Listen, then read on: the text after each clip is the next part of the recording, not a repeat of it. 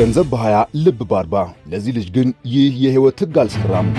ገና በ4 ዓመቱ የቤተሰቡን የኑሮ ደረጃ በአንድ ጊዜ ገልብጦ ድህነትን የቤተሰቡ ታሪክ ያደረገው አስደናቂ ብላቴና ለመሆኑ ገና በ9 ዓመቱ ካላገባኸኝ በፍጹም አልለቅህም፣ ትልቅ ስትሆን ደግሞ ካንተ ልጅን መውለድ እፈልጋለሁ ያለች በፍቅር ስታስቸግረው የነበረችው ያቺ ዝነኛ ቆንጆ ታዋቂ የቱርክ ወጣት ተዋናይት ማን እንደሆነች ያውቃሉ? በሌላ በኩል ደግሞ በብዙዎች ዘንድ በከፍተኛ ሱስ ተጎድቶ እንደሞተ የሚወራለት ሲናን በእውነት በሱስ ተጎድቶ ሞቷል ወይስ ዝም ብሎ የተለመደው የሚዲያ ውሸትና ወሬ ነው? መራሩን እውነታ ለመስማት ይህ ቪዲዮ እውነተኛ መልስ ይዟል። እስከ ፍጻሜው አብራችሁን ከቆያችሁ የምትሰሙት ይሆናል። ከትንሽነቱ ጀምሮ በኢትዮጵያ የቴሌቪዥን መስኮት እያየነው ካደግነው ሁል ጊዜ እንደ ምሳሌ በምናነሳው በችሎታው ሁላችንንም ካስደመመን ተወዳጅ ተዋናይ ሕፃን ኢዮብ ጋራስ ምን አገናኛቸው? ምንስ የሚያገናኛቸው የሚያመሳስላቸው ምስጢር አለ? አሁን ላይስ የዕድሜያቸው ሁኔታ ምን ያህል ያስገርማል? እስከ ፍጻሜው አብራችሁን ቆዩ። ዛሬም ልክ እንደባለፈው ልዩ ሽልማት አለ። ይህ ቪዲዮ በዩቲዩብ ቻናላችን ላይ እንደወጣ በመጀመሪያው 1 ደቂቃ ከ15 ሰከንድ ባለው ጊዜ ውስጥ ብቻ የሲናንንና የኢዮብ ዳዊትን ትክክለኛ ዕድሜ በኮመንት ገምቱ። ከ1 ደቂቃ በኋላ የሚመጣ መልስ በፍጹም ተቀባይነት የለውም። ምክንያቱም ቪዲዮ አይቶ ከጨረሳችሁ በኋላ ወይንም ጎግል አድርጋችሁ መመለስ አይፈቀድም። ቀድሞ በትክክል የሚገምቱትን የመጀመሪያዎቹን 3 ሰዎች ብቻ እንሸልማለን። በሉ ፍጠኑ፣ አሁኑኑ ግምታችሁን አስፍሩ።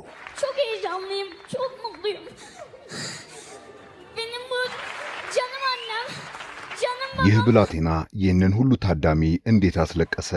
ጉዳዩስ ምንድነው? በኋላ ላይ እንመለስበታለን። ይህ የለልጄ ድራማ ድምቀት የሲናን እውነተኛ ሙሉ የህይወት ታሪክ ነው። ይህ ድንቅ ልጅ ሲናን ከመሬት ተነስቶ ወይንም በድንገት ድራማ ላይ ወድቆ እዚህ ደረጃ ላይ አልደረሰም። ከጀርባው ጠንካራና የተማሩ ቤተሰቦች አሉት። እናቷ አይፈር ሙትሉ ትባላለች። እርሷ በቱርክ ሀገር በኬሚስትሪ ዘርፍ እጅግ የታወቀችና ስመጥር ተመራማሪ ሳይንቲስት ናት። አባቱ ኢርሃን ሙትሉ ደግሞ ታዋቂ ዶክተርና የባዮሎጂ ባለሙያ ነው። እናትና አባቱ በሳይንስ ዓለም ውስጥ ትልቅ ስም ያላቸው በመሆኑ የሲናን ወይንም የአታበርክ አእምሮአዊ እድገት ገና ከልጅነቱ ጀምሮ በቤተሰቡ ትልቅ ክትትል ይደረግበት ነበረ።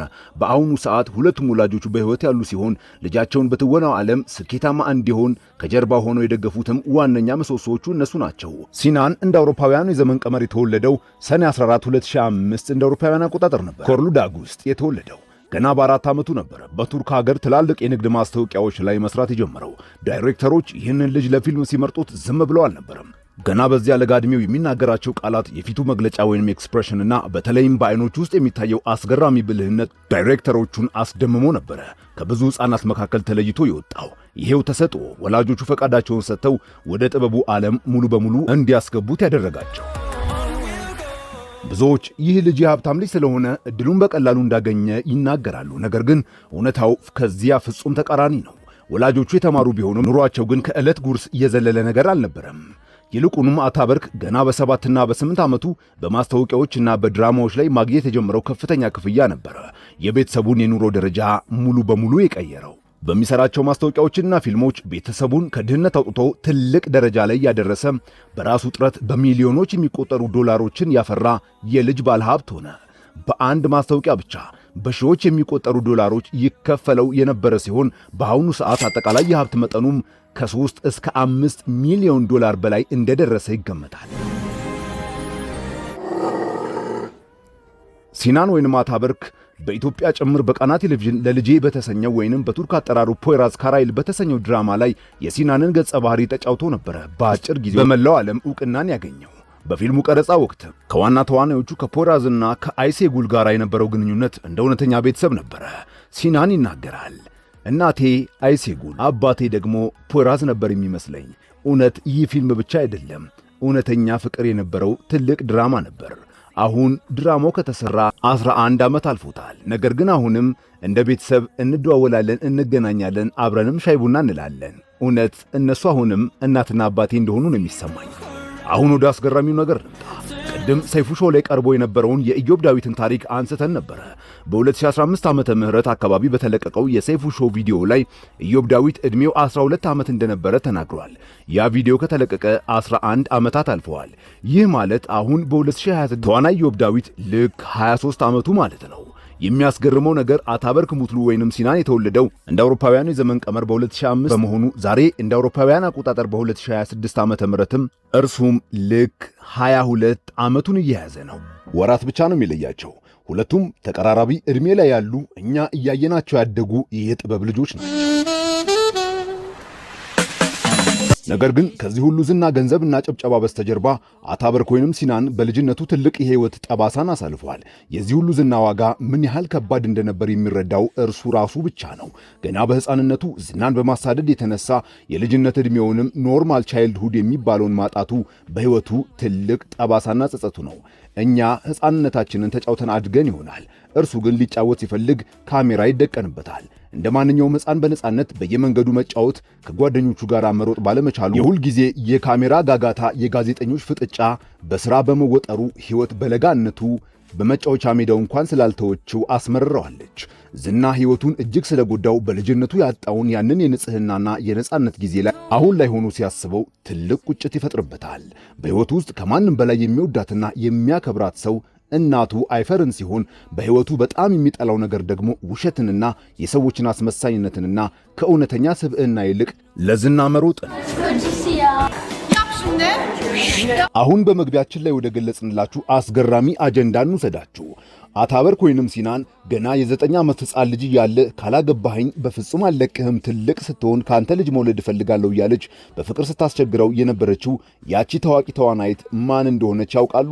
እርሷ በኢትዮጵያ ጭምር በቃና ቴሌቪዥን ላይ በከፍተኛ ደረጃ በሚታየው የፀሐይ ልጆች በተሰኘው ድራማ ላይ ሰሊን በሚለው ገጸ ባህሪ የምታውቋት በአሁኑ ሰዓት በኢንስታግራም ገጿ ላይ ከ32 ሚሊዮን በላይ ተከታዮች ያሏት ታላቋ የቱርክ ኮከብ ሃንዴ ኤርከል ናት። ለመሆኑ ሃንዴ ኤርከል ይህንን የተናገረችው የእውነት አምርራ ነው?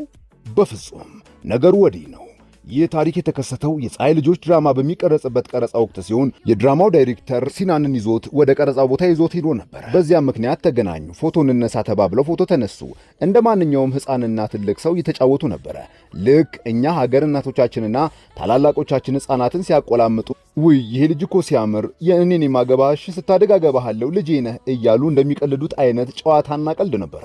እርሷም በዚያ የሕፃንና የትልቅ ሰው መካከል ባለው የፍቅር ቀልድ እንጂ የእውነት አምራ የተናገረችው አልነበረም። ነገር ግን ጉዳዩ የሆነው ከዓመታት በኋላ ይህንን የድሮ ታሪክ ቪዲዮ አንስተው አንዳንድ የቱርክ ጋዜጦችና ሚዲያዎች ነገሩን በማጋነን የቆየ ፍቅራቸው አስመስለው ሐሰተኛ መረጃን አሰራጭተዋል። በእርግጥ ልጁ አሁን አድጓል። ነገር ግን በመካከላቸው የ10 ዓመት ልዩነት አለ።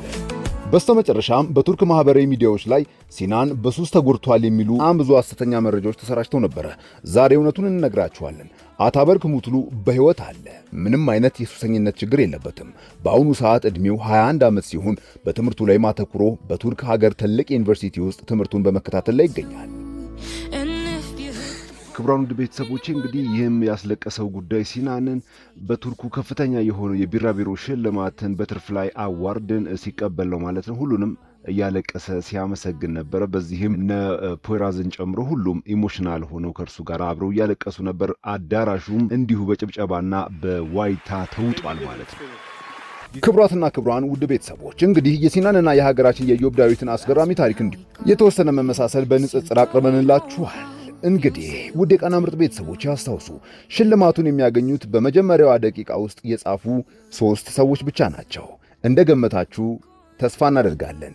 ስለ ሲናን የሚሰማችሁን ስሜት ግን ኮመንት ላይ በነጻነት ሊያጋሩን ይችላሉ። ቪዲዮውን ላይክ እንዲሁም ቻናሉን ሰብስክራይብ ማድረጋችሁን አትርሱ። በሚቀጥለው ፕሮግራም እስክንገናኝ ይህንን ቪዲዮ 1001 ላይክ እያስገባችሁት ሰላም ለእናንተ ይሁን።